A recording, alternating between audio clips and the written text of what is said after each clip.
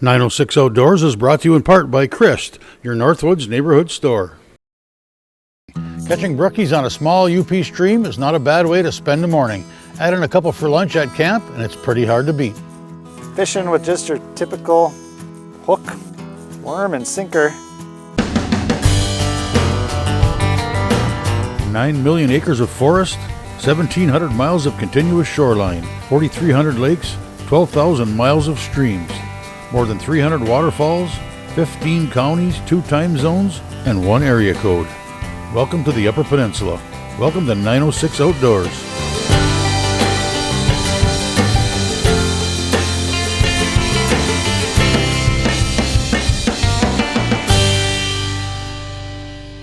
"906 Outdoors" is brought to you by Cooking Wild Seasonings. Make it fresh, make it yours. When Brookie fisherman Troy Reuter contacted me and asked if I wanted to do some fishing on a small stream near his camp, it didn't take long for me to confirm. Certainly one of my favorite ways to spend a UP morning. Well, we're up here at my camp in Iron County. Gonna try to do a little brook trout fishing. Hopefully find the trout today and go back to camp and have a nice lunch. We hit the water, and it took about 5 seconds for the action to start. There's one. Little guy.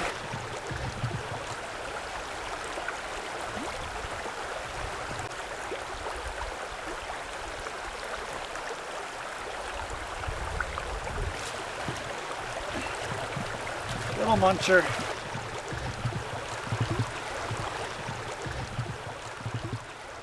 This is not what we're looking for, but he was hungry. We'll let him go get bigger. So right up here is a hole we call Split Rock. There's an old tree that grew up through it and fell over, but it's like the deepest spot in the river, and typically you can just bounce your lure right off the rock and get the biggest trout you get out of every hole out of this one usually. Ooh, this is a nice one here. Stay out of the log. Come here. Oh boy. Oh, this is a dandy. Man, I love this rock. Oh, baby. Oh, come here, come here, come here. Don't get off. Yes! That's what we came here for. This is why we fish this river right here. For years and years we've been coming out here. Well, we bought the camp in 1990. We started fishing a couple of years later. It's these fish that keep you coming back every time.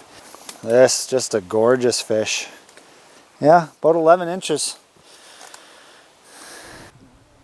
Just a nice quality brook trout. Should I let, oh, there he goes. That is classic. Right in the rapids. I think he's just little, but he's pulling so hard, it's so... Come on. Ooh, that's a pretty one. Just gorgeous colors. Love the spots. You know, each river kind of has its unique colors to it, and I mean, the fish here are just gorgeous. That's fun right there. Oh, well, he was ready to go. This is a nicer fish right here. Oh yeah. Man, I love the way they fight. He's not a monster, but he's a beautiful fish. Just a cookie cutter, 8.5, 9 incher. Oh, one after another.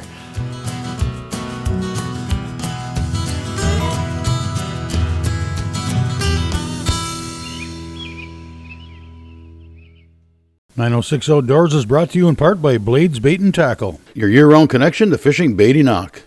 There's a new beaver dam here they put in about a year ago, and I really haven't fished here since they put this in, so I'm hopeful that there's some trout laying right in front of it or right behind it. Sometimes those beaver dams, they make it so that the trout are, the fishing's better there, or it gets so silty that you can't find them there. So there's one. Oh! Fishing with just your typical hook, worm, and sinker. You know, I've tried rooster tails and all different kinds of baits out here, and they work, but I'm kind of a traditionalist, and you know, this is just a simple method and it works better than anything else I've tried, so why switch from it? I actually used to use gold eagle claw hooks, and I brought a buddy here one day and he was catching trout and I wasn't, and he was using an orange hook and I never tried that before, so obviously I tried the orange hook and now I use the orange hook quite a bit. Oh, there's one. Oh yeah. Not huge, but nice looking trout. Oh, get in the net. There we go. Typical trout on this river, you know, 8-9 inches. And then quite a few smaller ones. You get some bigger ones too. You know, that's just a nice little 5-incher. Just gorgeous color on them though. And we're gonna let that one live for another day, get bigger.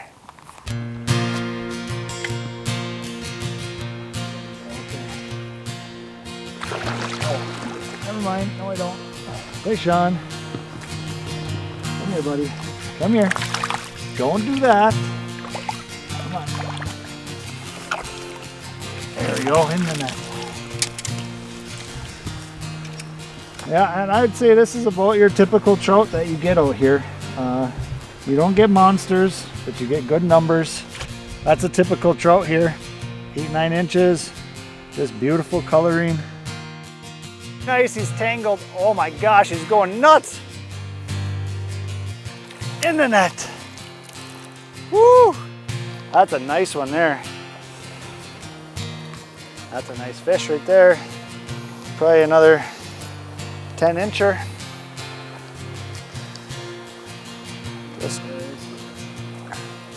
That's a nice one too. Just came up from underneath that tree.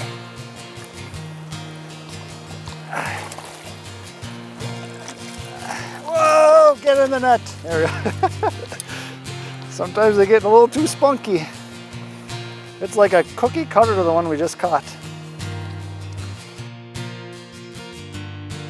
Perfect size, just one after another.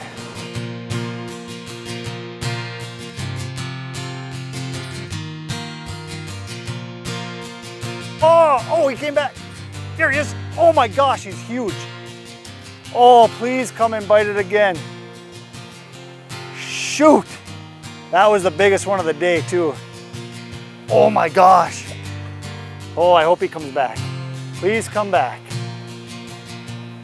I couldn't set the hook on him. He was big. That was a good one. There he is. No! Come on. I can't set the hook on him.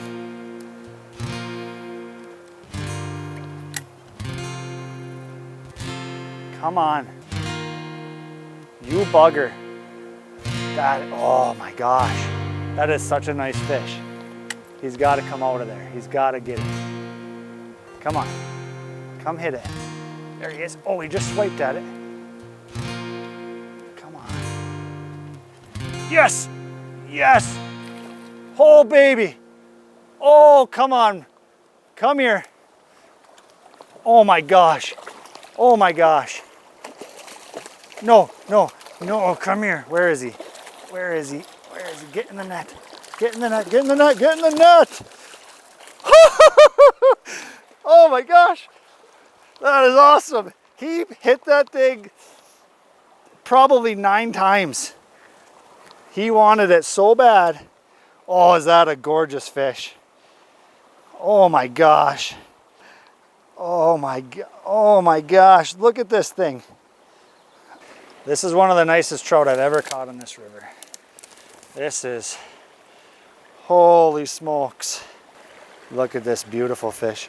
This is not common. I'm not gonna lie, I dream about catching these fish. Holy smokes. Let's see how big he is without dropping him, hopefully. Well, he's just over 12. Just over 12, but nice and thick. For a little stream, you can't beat that. There we go.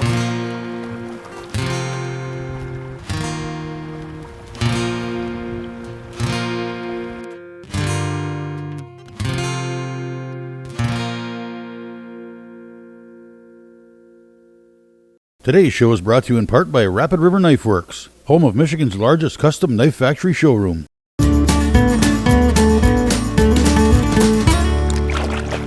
So one of the coolest stories about fishing this river is we bought the camp in 1990, and it was probably 2 years later, and some guy at work told my dad that there was brook trout in this river, and we're like, oh really, we never even tried. So he said, well, we'll come down tomorrow and we'll show you how to do it. Well, the night before, my dad took me out, and I was probably 10 years old, and he's like, well, let's just try this brook trout thing. And I was too young to even put the worm on the hook, really. And so he gets his ready, and he's dangling over his shoulder like this, hanging there, putting the worm on my hook, and a brook trout jumped up out of the water, latched onto that thing. We caught our first brook trout here, and we never even put a line in the water. So that's how we knew it was going to be good fishing. Oh my gosh. Oh, he's snagged up. Oh, there he goes. Come here, buddy. Oh yeah. Another beauty. Here we go. Come here. Oh yeah. 8.5 inches. Ish. Not as big as the other ones, but just as feisty. There we go. Another gorgeous UP brook trout. Apparently the rooster tail works though. There we go. Nice little guy. I gotta catch his mom. As soon as it hit the water, it's just another little guy, but I didn't even have a chance to sink.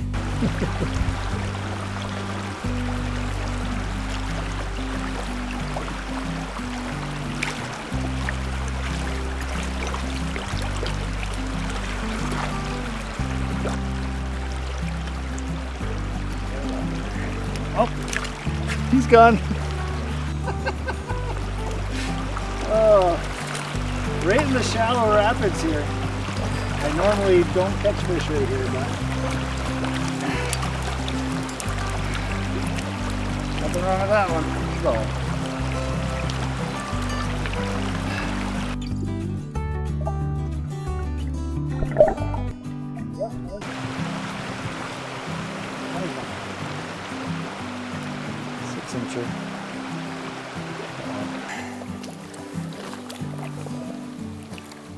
Got him.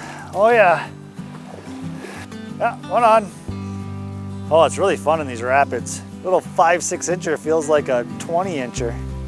Look at that. Oh, that's actually a decent fish right there.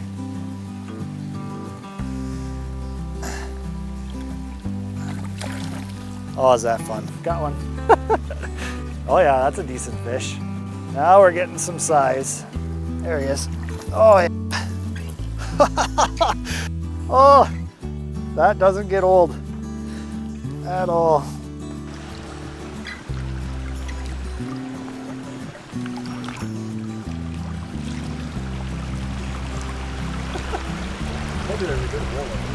Oh yeah, get out of there. Oh yeah, oh, he's swimming right at me too. Oh man. Oh, this is a nice one here. Not as big as that other one, but he's nice.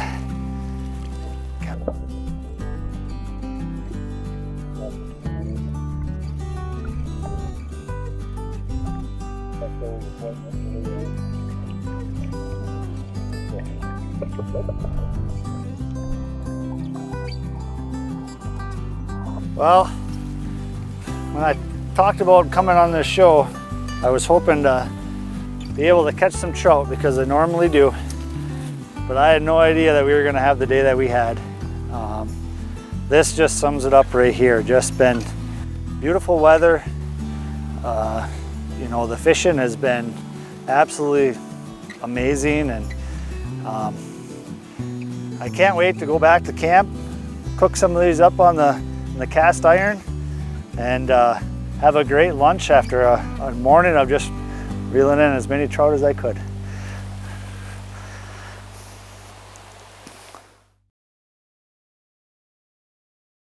"906 Outdoors" is brought to you by Race Driven, your source for premier power sports products. It's time for a 906 Outdoors wild game break. This is an Indigo Rose heirloom tomato. Having this matting down helps keep the weed population out, of course, and it makes it a lot easier on you. You're not out here weeding all the time, and the weeds aren't stealing the nutrients from the tomato plant. It helps keep the ground warm, and it helps retain some water. When you water the plant, it's not getting as much evaporation because the wind's not directly on the soil. Tomatoes are heavy feeders. They need to have fertilizer. Potassium, nitrogen, and phosphate are the three biggest feeders, but for tomatoes and peppers, they really need to have a secondary fertilization method.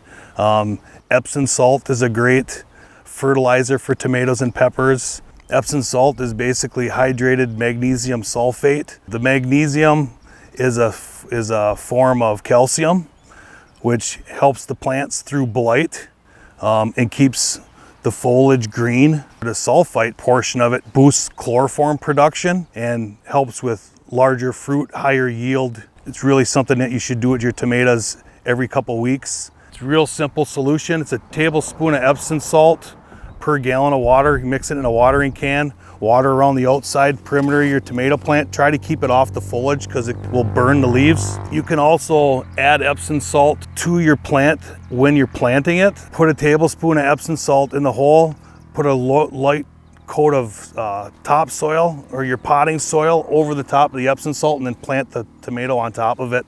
And that'll feed the roots without you having to apply it throughout the summer. For pepper plants, an additional application of sulfur, which can be easily done with just a matchstick.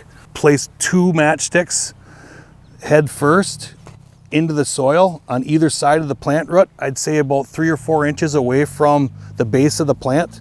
The sulfur off of that matchstick will help fertilize that plant throughout the summer. You only have to do it one time. And even if you didn't do it when you plant it, you can apply that matchsticks at any time.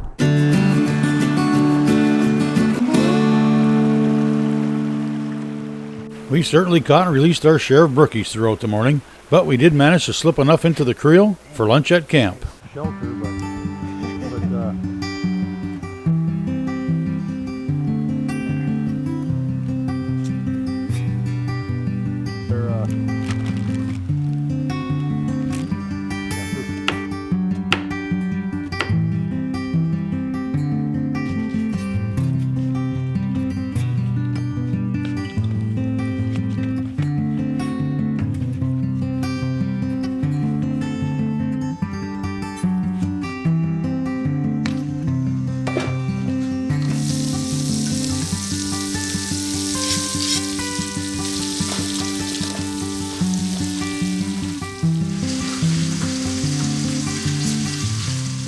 We are truly blessed here in the Upper Peninsula to have such a tremendous variety of fishing opportunities. And that list, of course, includes brook trout. Brook trout fishing may not be as common as it once was, but I like to think that it's still alive and well. Fishing for bass or walleye, lake trout, all have similarities. For brookie fishing, at least to some extent, lives in a category all to itself. It seems in most cases to be something that has been passed down from family fishermen that came before us, dads, grandpas. It's a tradition as much as it's a form of fishing. So this bridge has always been kind of special. Once my mom and dad bought this place many years ago and have done all this work and made it to what it is today. And once my dad couldn't walk the river anymore, he would sit here and fish right over there, right off the bridge, and I'd walk the river and catch fish. And half the time I'd come back and he'd have more fish and bigger fish than I caught walking the river all day. So I have lots of fond memories of that.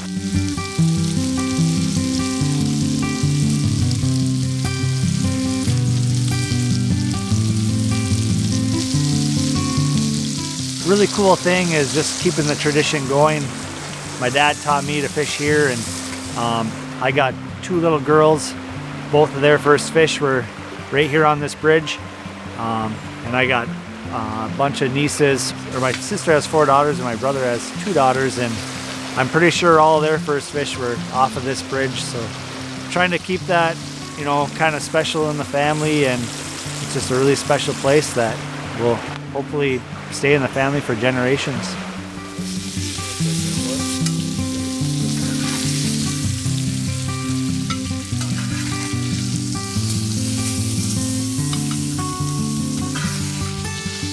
Brook trout fishing seldom takes place in a river full of boats or a lake full of planer boards. It's a solitary experience. You seldom find yourself sharing a stream bank with a group of other fishermen, or even one. It happens on some hidden backwoods stream, some quiet place away from everything. A place like this river, where we fish today.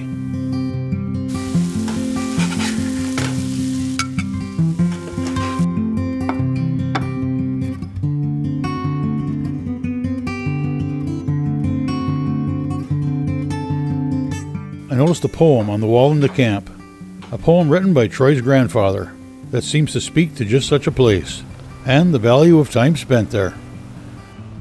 Yesterday I had an hour beside a quiet stream, an hour in which to lose myself, an hour just to dream, an hour to forget the world, its trouble and its sorrow, an hour to think of yesterday and dream about tomorrow.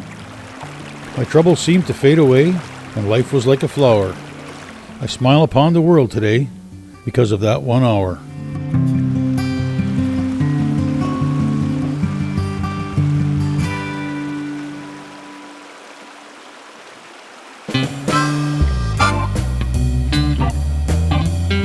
Feel free to join us on Facebook or visit us at 906outdoors.com. And while you're there, be sure to sign up to get on the 906 Outdoors email list. Thanks for watching, and we invite you to join us next week for another adventure right here on 906 Outdoors.